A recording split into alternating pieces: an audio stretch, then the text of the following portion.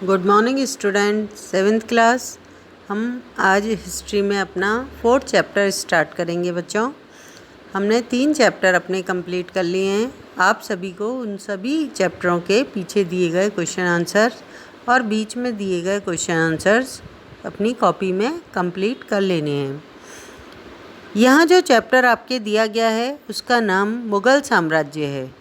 आपके द्वारा अभी तक कम से कम मतलब अपने पढ़ाई से रिलेटिव या अपने आसपास बाबर, हुमायूं, अकबर, जहांगीर, शाहजहाँ, आगरा का ताजमहल, लाल किला दिल्ली का, इन शब्दों का या इन जगहों का नाम सुना हुआ होगा।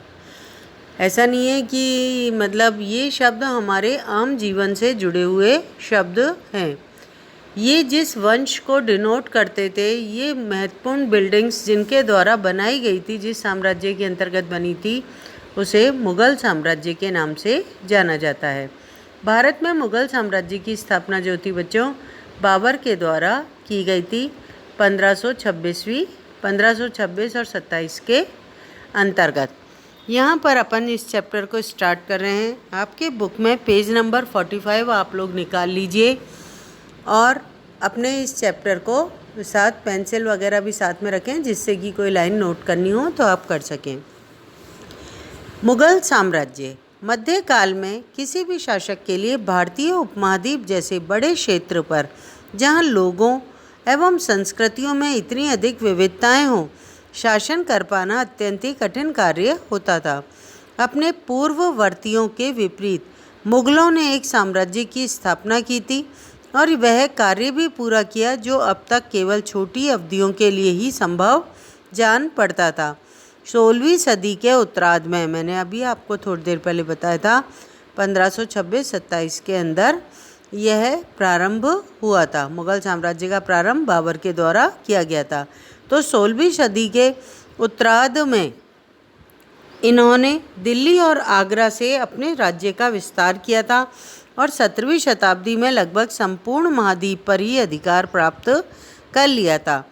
उन्होंने प्रशासन के ढांचे, शासन संबंधी जो विचार लागू किए थे, वे उनके राज्य के पतन के बाद भी टिके रहे थे। मतलब उनकी प्रशासनिक व्यवस्था और जो शासन संबंधी विचार थे वो बहुत ही अच्छे विचार थे। इसीलिए काफ़ी उनके साम्राज्य की समाप्ति के बाद भी काफ़ी लंबे समय तक वही व्यवस्थाएं चलती रही थी। उनके पतन के बाद भी वे व्यवस्थाएं प्रशासन के संदर्भ में चलती रही थी। यह एक ऐसी राजनीतिक धरोहर थी जिसके प्रभाव से उपमहाद्वीप में उनके पश्चात आने वाले शासक अपने को अछूता ना रख सके। आज भारत के प्रधानमंत्री स्वतंत्रता दिवस पर मुग़ल शासकों के निवास स्थान दिल्ली के लाल किले की प्राचीर से राष्ट्र को संबोधित करते हैं। बच्चों ये लाइन नोट कर लो, लाल किले की जो बिल्डिंग है वो इनके रहने का स्थान था। किनके? अपने मुग़ल साम्राज्य के शासकों के रहने का स्थान था। इन्होंने ही इस बिल्डिंग का निर्माण किया था और वर्तमान में दिल्ली में स्थित लाल किले की बिल्डिंग से राष्ट्रपति के द्वारा हमारे स्वतंत्रता दिवस, प्रधानमंत्री के द्वारा हमारे स्वतंत्रता दिवस पर स्वतंत्रता दिवस पर राष्ट्र को संबोधित किया जाता है। आगे बढ़ते हैं बच्चों। नेक्स्ट पेज निकाल लीजिए अपना, पेज नंबर 46।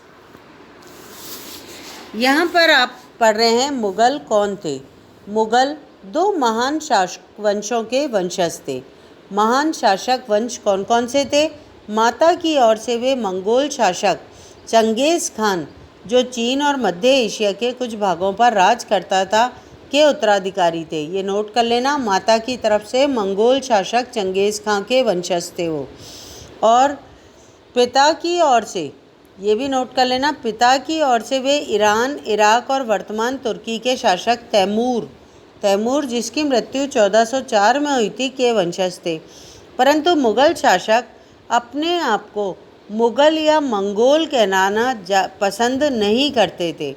क्यों नहीं करते थे? ऐसा इसलिए था क्योंकि चंगेज़ खान से जुड़ी हुई स्मृतियाँ जो थी सैकड़ों व्यक्तियों के नरसंहार से संबंधित थी।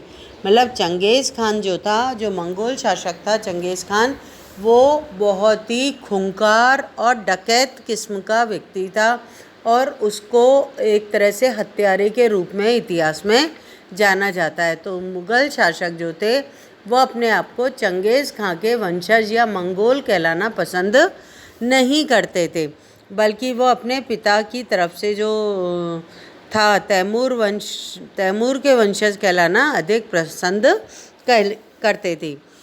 वहीं स्मृतियाँ मंगोलों के प्रतियोगियों उज्वेगों से भी संबंधित थी। दूसरी तरफ मुग़ल तैमूर के वंशज होने पर गर्व अनुभव करते थे, ज़्यादा इसलिए क्योंकि उनके इस महान पूर्वज ने 1398 में दिल्ली पर कब्जा भी कर लिया था। यहाँ पर आपके बच्चों एक चित्र बना हुआ है, चित्र को ध्यान से देखो। बीचों बीच एक व्यक्ति बैठा हुआ है और उसके साइड में उसके प्रतिनिधि बैठे हैं। कौन है, क्या है, ये हमें इसको पढ़ने के बाद ही पता लगेगा।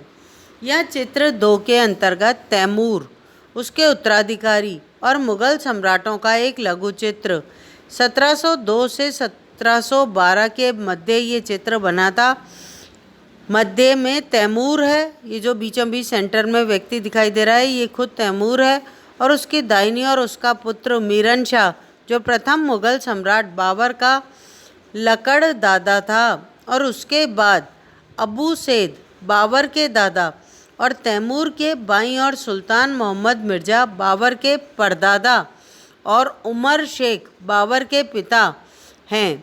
तैमूर की दाहिनी और तीसरे, चौथे, पांचवें व्यक्ति मुग़ल सम्राट बाबर, अकबर और शाहजहाँ हैं, और उनकी दाईं ओर क्रम में हुमायूं, जहांगीर और औरंगजेब को बैठाया गया है। ये पूरा का पूरा मुग़ल साम्राज्य वंशज से रिलेटिव आपको चित्र के अंतर्गत बताया गया है। ये अपने आप को तैमूर के वंशज कहलाना पसंद करते थे। क्यों? क्योंकि एक तो तैमूर ने 1398 में दिल्ली पर अधिकार किया था, और मंगोलों की तुलना में, चंगेज़ खां की तुलना में इतिहास में इनकी इमेज अच्छी बनी हुई थी, तो इसलिए ये अपने आप को तैमूर के वंशज कहलाना अधिक पसंद करते थे। और इनके पिता, इनके दादा, इनके परदादा और इनकी पीढ़ी के अन्य सदस्य, चाहे वो बाबर के बाद है ना हुमायूं हो, अकबर हो, जहांगीर हो, शाहजहाँ हो, औरंगजेब हो, उन सबके बारे से संबंधित ये चित्र बनाया गया है। नेक्स्ट पेज के ऊपर कुछ जानकारियाँ दी हुई है बच्चों, यहाँ पर हम आगे बढ़ते हैं। उन्होंने अपनी वंशावली का प्रदर्शन चित्र बनवाकर किया था। प्रत्येक मुग़ल शासक ने तैमूर के साथ अपना चित्र बनवाया। चित्र 1 को देखिए, जो तैमूर और मुग़लों की समूह में तस्वीर को प्रस्तुत करता है। यहाँ पर बेटा अपन है ना जो आगे का दे रखा है मुग़ल सैन्य अभियान, ये हमारे द्वारा कल अध्ययन किया जाएगा या नेक्स्ट लेक्चर में अध्ययन किया जाएगा। आज के लिए हमारा लेक्चर इतना ही रहेगा। थैंक यू बेटा।